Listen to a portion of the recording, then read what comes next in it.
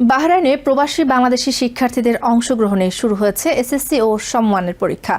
বাংলাদেশ দূতাবাসের তত্ত্বাবধানে এবং দেশের সময়সূচির সঙ্গে মিল রেখে মঙ্গলবার স্থানীয় সময় সকাল 7টায় রাজধানী মানামায় বাংলাদেশ স্কুল বাহরাইন কেন্দ্রে অনুষ্ঠিত হয় এই পরীক্ষা।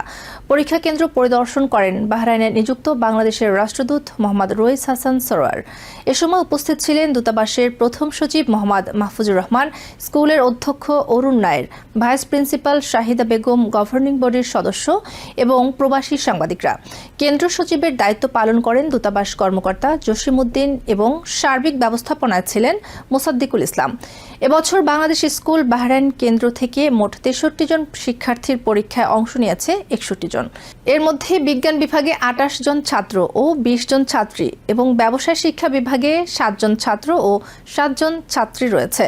প্রবাসী থেকেও দেশের শিক্ষা ব্যবস্থার সঙ্গে তাল মিলিয়ে শিক্ষার্থীদের এই অংশগ্রহণকে ইতিবাচক হিসেবে দেখছেন সংশ্লিষ্টরা। আজকে বাংলাদেশের বাহরাইন স্কুলে মানামাস্থ বাংলাদেশ স্কুলে মাধ্যমিক স্কুল সার্টিফিকেট পরীক্ষায় অবতীর্ণ হয়েছে এবং অন্যান্য বছরের মতো স্কুল টিচারদের সাথে বাংলাদেশের দূতাবাসের বাহরাইনস্থ বাংলাদেশ দূতাবাসের কর্মকর্তারাও এখানে উপস্থিত আছেন এবং তারাও এই ইনভিজিলেটর হিসেবে কাজ করছেন।